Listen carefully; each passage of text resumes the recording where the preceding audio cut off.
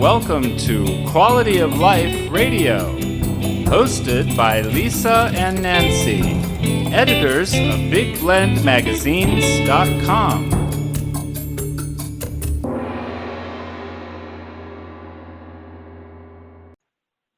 Hey everybody, welcome to Big Blend Radio's Quality of Life show with your hosts Nancy Reed and Lisa Smith. We are the mother-daughter travel team and publishers of two digital interactive magazines. We've got Big Blend Radio and TV magazine. That's our Quality of Life variety publication. And also Parks and Travel magazine, of course, Parks and Travel, as well as it covers our Love Your Parks tour where Nancy and I are traveling full-time across the country. You can check it all out at bigblendmagazines.com. And hey, Nancy, quality of life, that's, traveling full-time gives us quality of life, wouldn't you say? Yeah, it's a challenge, but I mean, when you get to that mountaintop and you look over the view, yeah. I know. And talk about challenges. We have Dr. Jackie Eubany joining us, and she sent us on a challenge to go take as many one-hour walks across the country as possible. We've done a lot. We've done a lot of them. And yeah, we have. Yeah, we have. So we're excited to have her back on the show today because we're going to be talking about women's heart health, and it's really important. And Dr. Jackie has been on a mission of quite a few years now. She's a cardiologist, she's an electrophysiologist, and she's the author of the best-selling book, Women and Heart Disease, The Real Story. She's been on this mission to really empower women to take control over their health so they do not have heart disease, and also really take care, if you do, how to improve your lifestyle so that you do not have a heart attack. Heart disease is the #1 killer of women in America. And it kills more women than breast and lung cancer combined. So we're very excited to have Dr. Jackie back on the show today. February is Women's Heart Health Month. So I encourage you to go to her website, womenandheartdiseasebook.com, and go get her book. That's important. And also, you can go to our website, blendradioandtv.com. You'll see she's one of our featured experts, and she's got all kinds of articles and past interviews there. She's been on the show for 4 or 5 years. I can't keep up now. She's been here for a while, and we're really glad. So how are you doing, Dr. Jackie? I'm doing well. Thanks for having me. I'm always happy to be on the show. Hey, this is exciting. Today, you're going to talk about 10 ways women can improve heart health. And this is important. I know we've talked about this over the years, and it's not going away. It's something we need to keep putting in the forefront, right? Because really, is it still the #1 killer? The same statistics? It is. Yeah, it is still the #1 killer of women in the United States. So it's very important to continue with these talks and the education so we can hopefully change people's lifestyles, because as we know, if you change your lifestyle, you can actually decrease your risk of having a heart attack by up to 80%. That's a lot. That's a lot. I know in the last year, you've opened up 2 offices in Orange County, California, and people can come see you there. And I encourage everyone to go to your website for that. It's cvwellnessinstitute.com. And so that's your Cardiovascular Wellness Institute of OC. She's in the OC, everybody. So go check it out there. But I wanted to bring that up is that women are, they talk about mammograms and all these different things for cancer, but are there checkups for women in regards to heart health?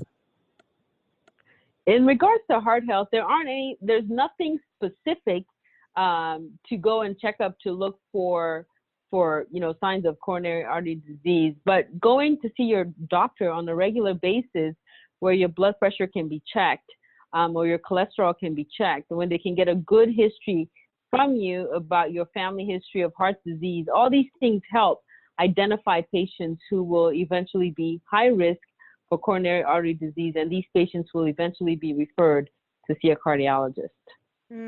Okay, so you've got to do your checkups. And how many women do you think don't do their checkups? I'm just saying.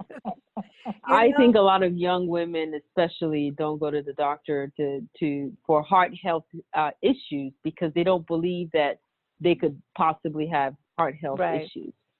Oh, wow. I think that is a given that they feel that's an old person's problem, not a young person's problem.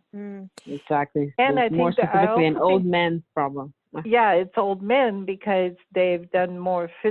They're more physical, in a way, that's the old school thought that they were lifting weights and they were working in coal mines and doing all these like physical things where women were housewives. So that lingering thing of women don't get heart disease, and especially not young ones. Mm-hmm. But that's really not true, is it? No. No, that is absolutely not true.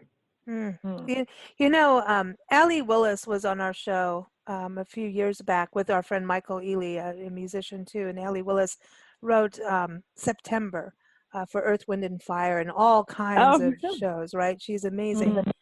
And she passed away on Christmas Eve.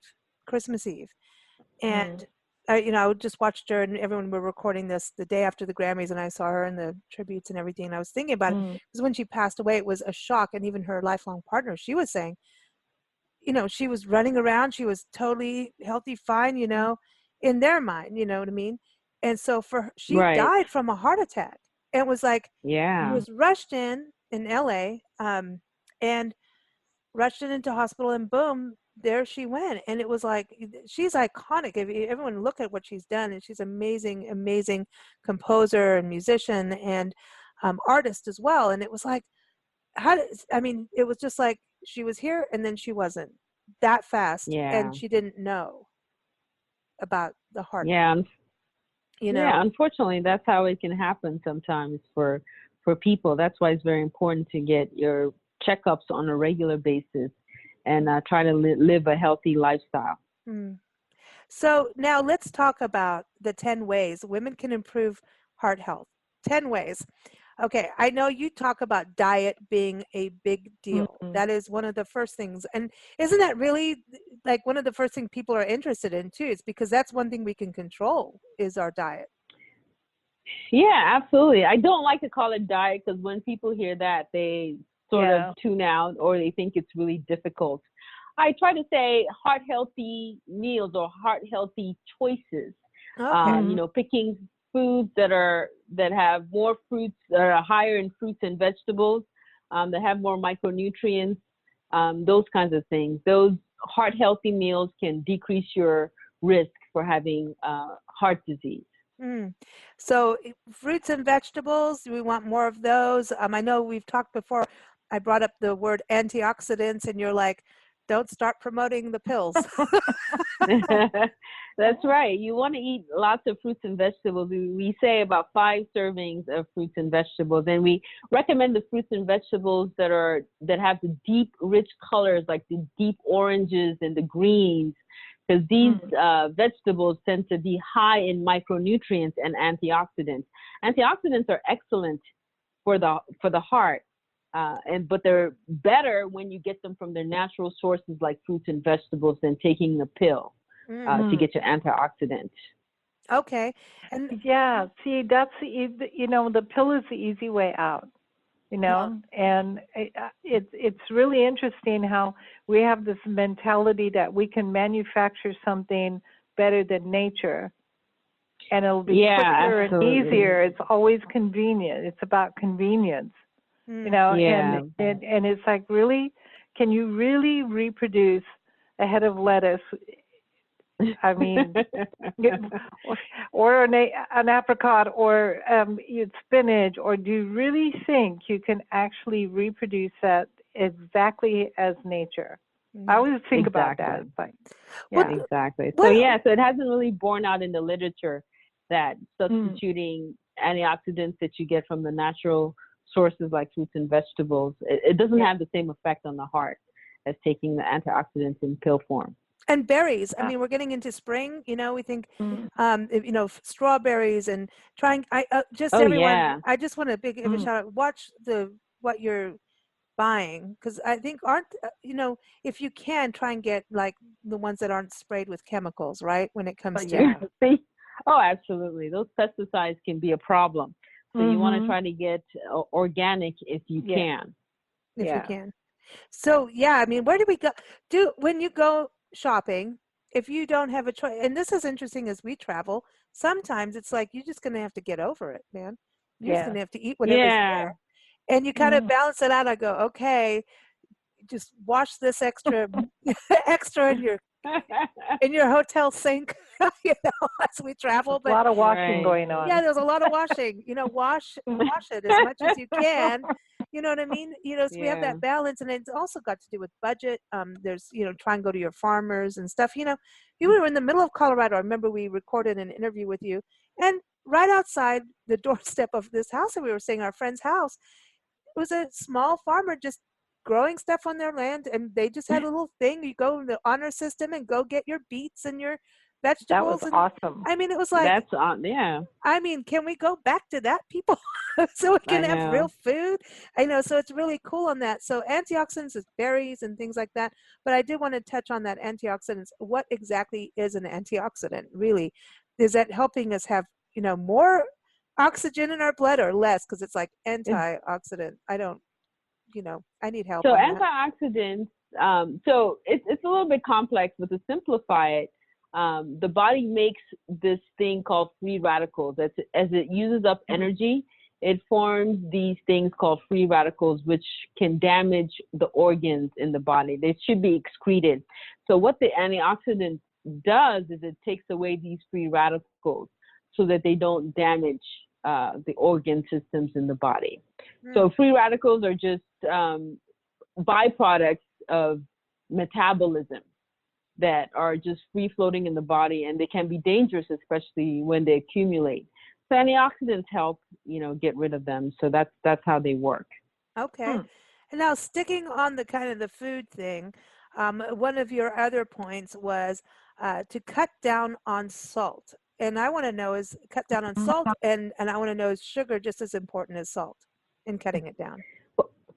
Yeah, cutting down on salt is very important, especially in terms of heart health, because we know that salt can increase your blood pressure. So in patients who have hypertension, definitely keeping your salt down can help bring down your blood pressure. Also, patients with congestive heart failure, which is what happens when your heart function or your heart pump function is not very good. So typically the heart has to pump blood to the other organ systems. When you have heart failure, your heart's not pumping very well. As a result, you tend to retain fluid. So eating salt just exacerbates that retention of fluid. So we generally recommend just cutting back on your salt. We say you want to keep your salt intake at 2,000 grams a day, which is about 3/4 of a teaspoon. But if you do have cardiac problems like heart failure or hypertension, you want to cut that down even more to about 1,500 grams. It's really interesting because when I was a kid, I had a lot of kidney problems, and I wasn't allowed to eat salt at all. And at first, for probably about a month, I really missed salt. And then I got to experience food without salt, and it found that there was actually natural salts in food, that you really didn't need the salt. But it took a while to get to that point where you could actually, and then I got to the point where you could taste more of the food without salting. If you just left it, your palate changed over time, and you would taste more, especially in vegetables. Because I was not a vegetable fan, so I would. Yeah, I ate her broccoli last night. Yeah, cheese. I would put cheese on there and salt and pepper, and if there was like a sauce, so let me just cover these things up. And so you really didn't taste the veggies. But when I was a kid, I learned to taste what the vegetable actually tastes like. But it did take a couple months of no salt allowed, and so If you want salt, drink red wine. Or there are actually salt substitutes out there that are actually heart healthy that you can use for those of us who don't like bland food. You can actually use some of these salt substitutes to help with flavoring. Like celery. In your food. Celery is salty. Celery is especially if you get good celery, it's got that salty, crunchy. It's you don't need, put it with some peanut butter, man. Is peanut butter allowed? Now we're getting into just everything in moderation. We say maybe 1 teaspoon a day or something like that. You shouldn't sit there with a whole jar of peanut butter and eat the whole thing. Oh, No, dude, okay. definitely I'm in trouble. not. I'm in trouble. That's my protein, man. Okay, well, that No. brings us on to, okay, wait, I want to get into the fats because that's important.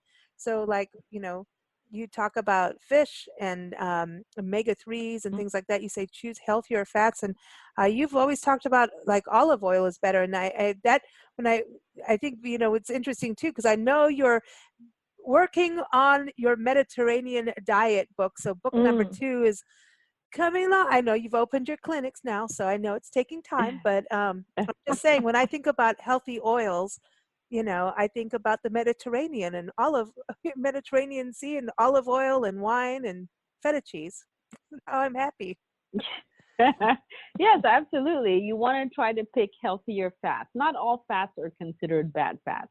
We say you want to eat the fats that are polyunsaturated, those that are liquid at room temperature, as opposed to the ones that are hard and room temperature, like real butter or lard or things like that. Olive oil has a lot of properties that are very, that are healthy for the heart. And yes, I am writing my book on the Mediterranean diet that really focuses on cooking with a lot of olive oil because of all of the health benefits of olive oil. So you want to pick healthier fats like the olive oils. Even avocados is considered a good fat.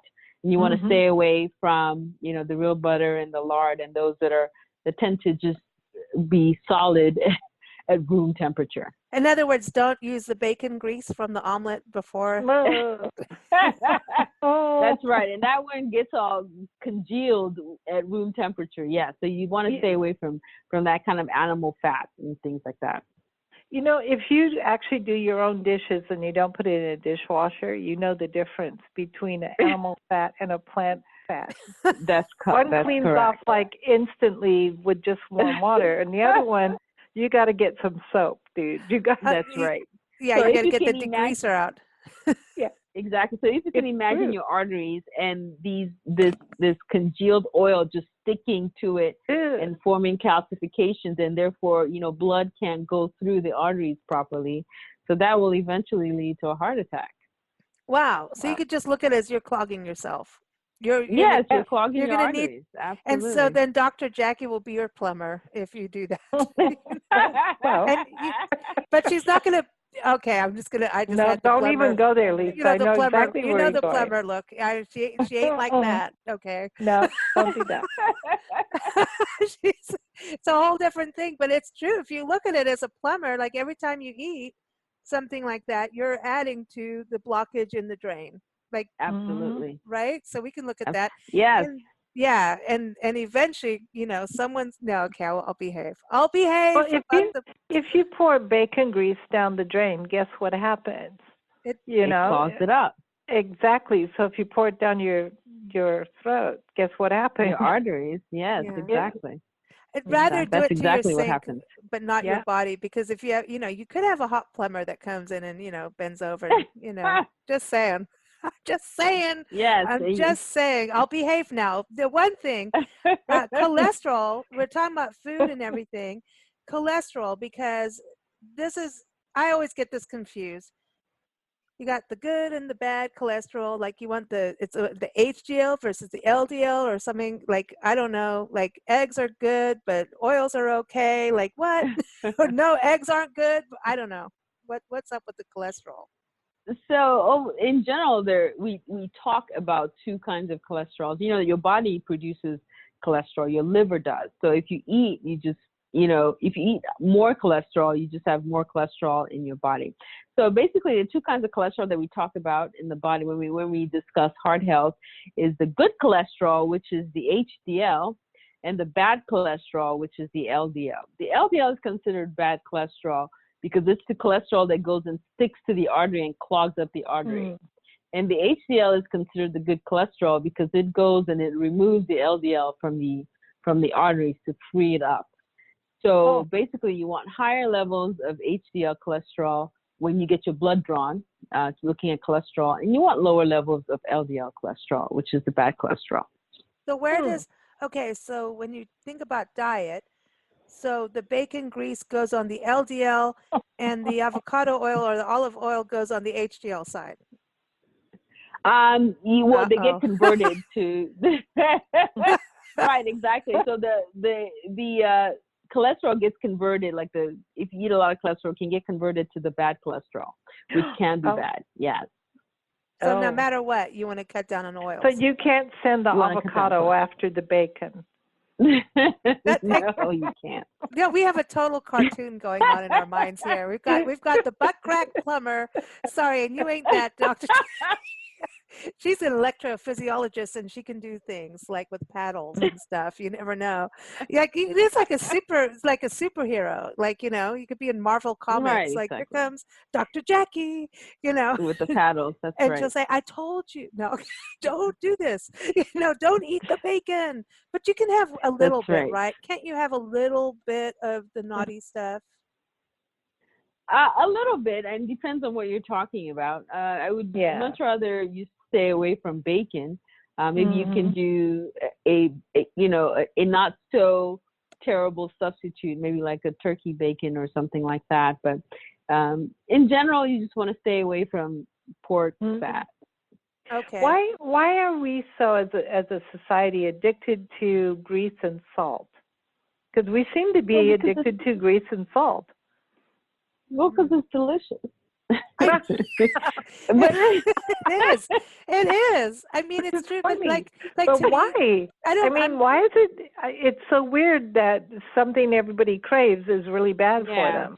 Right. And when you live in like third world countries, you can't afford those kinds of things. And then when you live in, in first world countries where you actually have extra money, you can buy these things, and these things are actually not good for you. But And you travel a lot.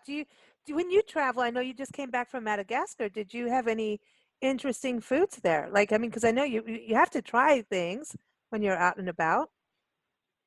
Yeah, of course I tried a lot of their local dishes. So it's a very interesting culture. They're quite multicultural. They say the original people that came to that island came there from Malaysia. So they have a lot of Malaysian influence still. And over the years, you had African and Arab traders that came to trade and ended up staying there. So it's a very interesting mix of people, interesting culture. And the food was delicious, but it reminded me, some of the local dishes that I did have reminded me of Southeast Asian food, because they cook with rice. Yeah, I mean, they cook with rice, and they have all the, the curry spices and things like that for their meals. Oh, see, now spice. I mean, to me, I've heard that like cayenne pepper and things like that are good for you. Like, Yes. Yeah, they have good antioxidants and micronutrients that are definitely good for the heart. And I'm going to talk about some of these spices that are good for the heart in my book. So stay tuned. Oh, cool. Good. Cool. I love spice. Spice is like, to me, I it's hope like curry's in there. Oh yeah. Oh, cool. Well, curry is a mix of all kinds of spices. Garam masala, yes, man. the individual, the individual spices. Yes, I'll talk about. Oh man, awesome. and I know that I know you're in the process of the book, but I just have to ask this: when you're doing the Mediterranean diet, are you seeing any connections with that and Ayurveda? Because they like this spices if you're a kapha, and this one's if you're a pitta. Like, don't eat such hot food. Like, I'm apparently a pitta because I'm fiery at times, and I shouldn't have as much hot food and spicy food as I do, because it just makes me fiery, even more fierier, if there's such a word as that. So do you see that in the Mediterranean diet, where they look at like, or is it like everybody's just chilled out in the Mediterranean because they've got those views and olive oil and wine and feta cheese again? Like, it's like they're cool. They got goats and sheep and, Yeah, so no, I don't know much about the Ayurveda, but I think that that's more of an Indian background, and they could very well be related in some way. But the Mediterranean diet, really just originated from the people who lived in the Mediterranean, just eating the stuff that they grew, and studies show that they were living longer and they were less likely to have heart disease than people in the Western world. And so even now, we've done studies more recently. Actually, there was a recent study published in the New England Journal of Medicine that validated the heart effect, the beneficial heart effects of the Mediterranean diet. But I'm not sure if Ayurveda is related to that, because that's, I think, Indian, It's ancient, yeah, it's Indian Vedic. based. So yeah. Vedic. So, but then again, they may have gotten some of their ideas from, because they use basically the same kind of spices. They talk about sort of similar kinds of things. Yeah, so it's right it could, there. it could be traded. related. Yeah, they traded. Exactly. I'm fascinated about You the don't know spice who. roots. It's like saying who spice trade came routes, first. Yeah. Exactly. That's what's interesting about Madagascar. Exactly. You're saying, South Asia, Southeast Asia and stuff. I'm like, oh, and you're going to get all these different curries and then vegetables and, Yes. this healthy Exactly. food, it's like when you can find a good curry that's not like, here's your big plate of rice and a bunch of meat and, we added spice and, no, a good curry has like some vegetables and all these different things. Oh man, I'm hungry now. But now, we keep talking about the 4 ounces and we have to bring it up. So this is one of your points. We're doing good. We're getting through these points. Alcohol, booze, and there's skinny drinks now. There's all these like, oh, we don't have that much and whatever. But basically we as women cannot drink as much as men, and that just is not right. But it's the way it is. That's a political statement. I know, but Yeah. like, maybe if I can be, both, I can have both sides. I suppose not, but the reality, you say like wine, we have to stick to 4 ounces, and we every time pour wine, we go, Dr. Jackie would approve of that, and then when we go for the second, Dr. Jackie does not approve. I think, Dr. Jackie, you should come out with your own wine glass or your own shot glass. You should. Wouldn't that be we cool? need a Dr. Jackie glass because that's a good idea. It would be so cool. I want to that would be, let me think about that. So it's actually 5 ounces. So I'm going to allow you 1 more ounce. So it's actually 5 ounces of wine that has been shown to improve your cardiac status. So 5 ounces, you can have one a day, which is good. That's enough. So you could have your glass, and the 5 ounces would be the midpoint, and over that you could have a frowny face, and then a drunk face. Oh my God, you're getting me all kinds of ideas. Let me think about how I could do that. I love that. To remind people. Remember to remind women about their 5 ounce limit. Yeah. When you first came on our show, and you'd first written Women and Heart Disease, and came on our show, and then you came back and said, okay, now it's the holidays, and you did a segment on the holidays. And I remember that interview, and I'm like, I went in the store and there's all these cookies and stuff, and you were like the angel on my shoulder saying, no, you don't need all of those. You could have a cookie when you go to the party, but then like you need to stop.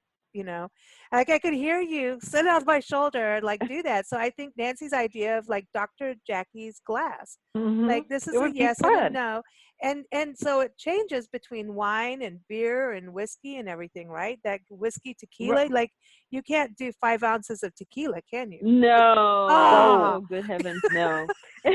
Wow. I love so my tequila. You can have. So for liquors, 1.5 ounces is what we say, which I think is a shot glass or something. Yeah, of liquor, hard liquor a day. And you can have a 12-ounce bottle of beer a day. So that's okay. The problem is when you start drinking too much. Yeah. The increasing your alcohol intake definitely has a lot of detrimental effects on all of your organs, every single organ system in your body, mostly your liver, your heart. They are really affected by alcohol. So there's that fine line between benefit and detriment. So you want to keep it at that fine line and keep it healthy. Yeah, because there's I think stress it's bad reduction. for your skin too. It's bad for your skin. It's because of the sugar too, right? So you've talked before about diabetes, and alcohol is sugar. I mean, we're just putting sugar in our body when we drink it. So that could lead to diabetes, which could lead to heart disease, right? Well, for alcohol mostly increases your blood pressure, and can and that's causes funny because the most heart people effect that way. Most people drink to de-stress themselves. It doesn't feel like it does. though. It feels like it calms you down. It feels exactly the opposite. So, just saying. Yeah, but no, yeah, so that's one of the things it does. Yeah, so that's why if you Wow. drink too much of it, and that's why, at the level that we say, the 5 ounces, it actually has beneficial effects, mostly on cholesterol. There's studies that have shown that, drinking just small, 5 ounces of wine can increase your good cholesterol, and that's how it's beneficial to the heart. Okay, go grapes. Just don't do it over and over. Now let's talk, because I think people tend to drink out of stress, and then there's the stress. There's a party time. Then hey, you just may like to have a drink. Like Nancy and I like our wine time. We have our Portofino wine with a view things that we do on our tour. We go, you hike up a place and you get to the top of the, and we've even done articles about this. We climbed to the top of the highest point of Louisiana in the Kisatchie National Forest, and it was a 1-hour walk. So we knew Dr. Jackie agreed. We got to the top. We poured ourselves a little wine in our silicone glasses. Now, I'm going to hook you up with Portofino because you guys could do a glass together. And we got to the top, and we're like, okay, Dr. Jackie said 4 ounces, and we still have to drive, and you still have more hiking to do. So, like, you don't want to overdo it. You don't need to be stumbling through a forest when there's snakes out there. It's Louisiana. And there's wild pigs too. So, you don't have to be like, buzzed and going, there's a pig and it rams you. Right, exactly. You don't need that. Yeah. So it's like the perfect balance. And so it's like, it's interesting that you end up in our wine conversations and our wine walks, because it is about the 4 ounces perfect. You get there, have your time, and then walk it off, That's and right. you can do 5 that. ounces, but yeah. 5. Okay. So the stress part is, it's better to take a walk. I'm just going to say that.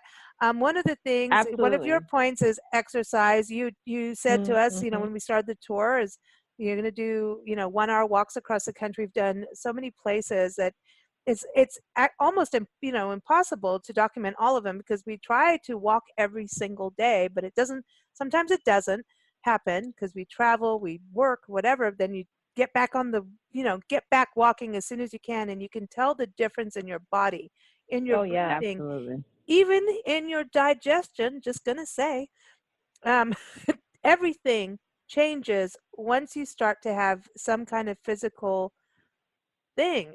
Your body, it's like your body already knows it's like your body says thank you for getting off your butt and doing something. Like, it feels good. So, yeah, absolutely. Physical activity is excellent for the heart. I mean, it has a lot of beneficial effects.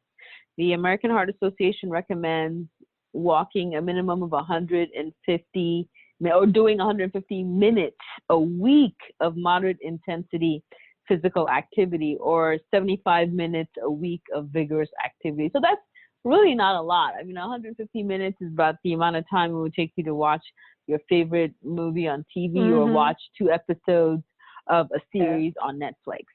So that time, for a whole week, if you break it up into a whole week, that's really not a lot of time. But of course, you want to increase your physical activity as you're physically able to. But physical activity is always great. That's why I'm a big advocate for your 1-hour walk that you do. Encourage people to go out there and walk and socialize, which then makes walking fun and exciting, and doesn't seem like you're doing any kind of work. And that's, I don't want to go fast. My body just says no. I've always been this way. Even when I was a kid, I'll get there when I want to. It's like the tortoise and the hare. Lisa and I are the tortoise and the hare. She's all bing, boing, boing all over the place. And I'm like, I'm just watching and I'm looking, and I'll get there when I get there. No, I'm more like bounce, bounce, bounce. Yeah. Well, we say do the physical activity according to whatever level you can do it at. I don't expect you to go out there and run a marathon, but do what you can. Oh, but you always want to try to. You always want to try to increase it, as time goes on, to build your stamina. Well, that's why I think we chose a 1-hour walk, was because it's like you could do a 1-hour walk. Yeah, even if you're even if it could take you around the block when you first start, and then next time you do around the block and take another step. and eventually you start going, and everybody's at different level. Like, and I think you just keep building, and your body builds, and your body starts to go, I want more of this. The more you do of the healthy stuff, the more the negative stuff goes away. You know, it really does happen that way. We started a challenge this year because it's 2020, and 2020 is like it's like a number of balance, you know.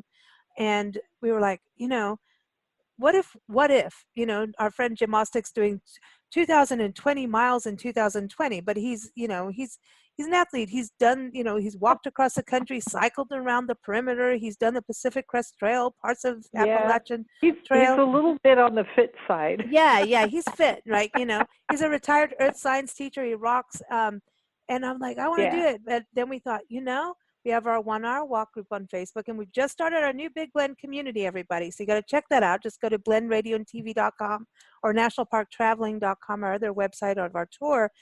And we started a challenge, and we said, what if we all got together? Because I think we as a country and the world need to come together on things that we can do together and help each other. Remember that we can be a community, and we can be a community of walkers. And whether you travel to Madagascar and go down Baobab Avenue that I'm so jealous about, you know, or wherever, we can add to the pool. So we said, what if we can all do 2,020 hours of walking together? So it's not one, you know, this is a unified thing in 20 months, keeping with the 2020 thing. And we launched it of today as we're recording right now, a week ago. And in 1 week, we have had 39 hours documented in 7 places, 3 countries. Well, one of Debbie Stone, shout out to her. She did 8 hours on the volcano trek through New Zealand. Fire Monkey. So Fire Monkey did good. And so, you know, Jim's in there. Jim also was talking about, you know, all kinds of awesome people, 11 people in our little group, but we have 1,981 hours left, and it'll change already tomorrow as we talk, and it's probably changing now. That's great. I think it's a good start for just a few of us getting together. So come on and join us, everyone. If we can do 2020 sooner, we'll just add it on, and we'll just keep going. And what's great is people post a photo, so you get to see places around the world. We've got England, New Zealand, America. We've got California, Arizona, Maryland. There's going to be more in there, and I'm sorry if I forget who, what, and where, but we've already seeing all these different places. So there's a beauty of the going on, getting the health aspects, but there's a beauty of seeing different places too, you know, so, and being observant. So that brings me to the other part, Dr. Jackie. See what you've done? You've created a challenge, number one. Like, you know, get off it's our exciting. butts. It's exciting. I really commend you guys on what you're doing and trying to get people out there walking and exercising. I think that's a great idea, and I will be sure to join that. Oh, you better. Come on, Dr. Jackie. Yeah, and you can, and by the way, you if you're a jogger, a runner, a cyclist, you can join too. It just means you got to move. Okay. You can't be on a on a motorbike, or, you know, on a horse where you're just sitting on the horse. You have to be moving, physically moving in some way, right? But we, you know, we've talked about this for years on the show. It's like, we know we need to do these things, but it always comes down to, you need a community to connect with each other. And I think that's the only way we move forward. But it is about this de-stressing part, and walking is like meditative to Nancy and I. Nancy likes this. She'll sit and talk to a bird for an hour, and then I say, listen, we got to keep going. We got an appointment. We got to record an interview with Dr. Jackie in a little bit here. But meditation is something that's one of your points of the 10 ways women can improve heart health. You talk about that. You've got an article on our site about it. You talk about it in your book. Meditation. Yeah. How can that help us? Is it about calming down, focusing, centering? Absolutely. All that you said and more. It's about just focusing and just calming down, and actually does have health benefits because it has been studied, especially transcendental meditation, and it's been shown to lower stress levels, lower your blood pressure. It can even help you, you know, decrease your stress hormones, which cause you to gain weight. And overall, it's just a good way to stay balanced and centered. Awesome. See, they've put out so many different things, transcendental meditation, and what's cool about that is it goes to your own who you are. Like I was talking about Ayurveda, right? Isn't that you have to go to an actual TM practitioner to do it because it goes according to you. It's, but then there's also all these different mindfulness ways, and some people teach you how to do it in a second. Like you could be meditating in the grocery store. Just calm down. Yeah. Yeah. Just calm down. Exactly. Yeah, Nancy, you talked about that. We have to have the no drama zone. Yeah. No drama. Yeah. Well, it's there. You can't ignore it in life, right? No, but it's how you handle it. You can either increase the drama, or you can just it's just not that important. Well, okay. And I've got 3 more things here. One is we talk about no drama zone. When people are stressed out, sleeping is the worst. Then you will turn around and say, okay, I'm going to take this. I'm going to have another glass of wine. I'm going to stay up with my TV on. I'll get that other paper out, whatever it is on my computer. You talk about get a good night's rest is a big deal. Yeah, it's important. Yes, a good night's rest is very important. It just helps you make good judgment when, during the day. It keeps you away from, fattening stuff. Makes you stick to your diet and just stay focused. Oh, really? I didn't think about that being connected to because you're tired and you're going to grab the donut. Yeah, exactly. Yep. So it's always good to get a good night's rest. Oh, wow. And and that's another reason why to stick to your 5 ounces of wine. Because if you have more, then you're going to eat the wrong things the next morning. Exactly. It gives you poor judgment. Yeah, poor judgment. Okay, let's talk more about, you got 2 other points and they're connected, but it's the same as wine and everything. But smoking is one of your top things. And I didn't want to leave it to the end, but it just is, it's one of the most, wouldn't you say one of the most important things for your heart is to not smoke? Absolutely. Yeah. Smoking is just terrible for you. Especially in women who smoke are at 25% higher risk of having a heart attack compared to men who smoke. Smoking just has a lot of chemicals in it, carcinogens that cause cancer. So overall, it's just bad for you. And we, encourage people to quit smoking if they do. What about these vaping things? I'm seeing really bad stuff about this vaping, that's not necessarily a good thing to do. Vaping has been shown to be really bad. It's, the more recent literature and the FDA is coming out to say that it causes a lot of lung problems. So vaping as well is not a good idea. When something affects your lungs, does that affect your heart? Like basically, is it that any organ that gets affected is going to affect your heart? Yeah, it really can, because if your lungs aren't working very well, then you're not able to bring oxygen to your heart, which can eventually cause heart problems. So they sort of work hand in hand. And if you have chemicals that are, causing damage to the lung, the chemical is probably also causing damage to the heart as well. Oh, wow. Okay. And then you're also looking at cancer coming in with the chemicals, right? Exactly. All that kind of stuff. Exactly. But now, maybe I'm sorry? you should look at why do you feel you need to vape in the first place, and go and see what that problem is and solve it from a different point of view. Yeah. Take a walk. It sounds like I know. It sounds like a lot of these young people are doing it these days, and they're making it. They have all these flavored vaping that's appealing to the younger generation. Who knows? Yeah. Well, so, that's because they're doing it for fun without maybe getting the implications. Making poor choices. Yeah. So why can't we just smoke a joint then, Dr. Jackie? That brings me to the final one. Just roll up a doobie and just say that's that's well well, we always say no to hard drugs. Marijuana is is tough because there really are no studies looking at marijuana in the heart. Oh, wow. So we don't know. I mean, because all these studies I don't know. Studies are coming out saying, well, marijuana may be good for pain. It could be good for nausea in patients with cancer. And, and people are saying, well, maybe it's good for the heart. We don't know because there aren't a lot of studies, done on that. But we know that some of the effects of marijuana may be bad in patients who have heart disease.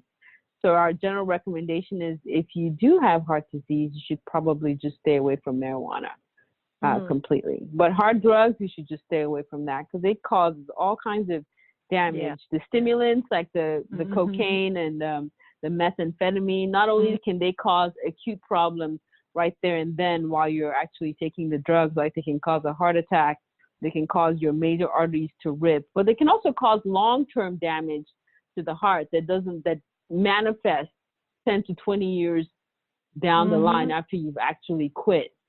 So this is something that causes, damage to the heart. So you just want to stay away from that completely as well. And we've got a whole article and interview with Dr. Jackie about that up on blendradioandtv.com. And, you were also on the doctor show and talking about that. And that's where I was like, dude, what? And then I'm like, Dr. Jackie, she's all like, no, this is far worse than what people think. And, we think, Nancy and I both seen and had friends that are like, man, I'm having an acid flashback from the 60s. But it's you think, oh, that's funny. What are you seeing? Are you seeing tie-dye or what? And then, but then when we're talking to you, it's like, no, actually, it's not that funny because all of that can be tied into your heart. And if you can have flashbacks that are trippy, you can also have flashbacks that mean you're going to go down, like literally, right? That's correct. That's correct. Oh, okay. So I'll stick to the 4 to 5 ounces of wine. Thank you very much. I'll do that. And my walking. And you can walk with a glass of 4 ounces. I'm just saying. We did that on Christmas Eve. How about with a bag of fruits? How about a bag of with fruit? Your bag? Yeah. Fruit. Some grapes or berries, Grapes are good for you. Grapes are very good for you. Berries are good for you. And yeah. No, it's true. When you get over that point and everybody's always going to have that, you can't be perfect. And I think that's when we screw up really is when you go onto a healthy kick or like, I'm going to change my lifestyle. And then you're going to have your moment where I want those enchiladas. Have the enchiladas and then get back to it. Because I agree. You know what I mean? If you don't have if the you deprive yourself. Kind of a reward. Mm-hmm. Yeah, exactly. Depriving yourself makes it just a lot harder to stick to your diet. That's why you say it's a lifestyle, right? It's a lifestyle, not It's a lifestyle. Exactly. Yeah. Exactly. Something that's going to take a long time to really establish, not something that you do overnight. Yeah, I like that. For sure. Dr. Jackie, always such a pleasure having you on the show, and we've missed you. Oh, it's time already? I know. It's like it's like if we don't talk to you every month, we're like, what? She's in Madagascar. No, and been real busy. I know, and everyone again, if you're in Orange County, go look up Dr. Jackie. So you're in Irvine, right? And in Orange. So I have an office. Yeah, I have an office in Orange. Our address is 438 East Catella Avenue. And then I have an office in Irvine as well at Hogue Irvine. So give us if you're in the area, if you're in Orange or Orange County, you need a cardiologist or electrophysiologist, come on by. Give our office a call at 714-744-5000. I'm always happy to see a new consult. Oh, wow. Cool. Check it out. So, yeah, I mean, so it's like an interesting thing when people look for a cardiologist. I've not personally done that, but it's like, yeah, you're looking, it's like, it's just a different thing to think about. Like, do people come to you once they have heart disease, or do they come to you going, hey, I'm feeling flutters in my chest. I don't know what this is. Like, how does that happen? Both.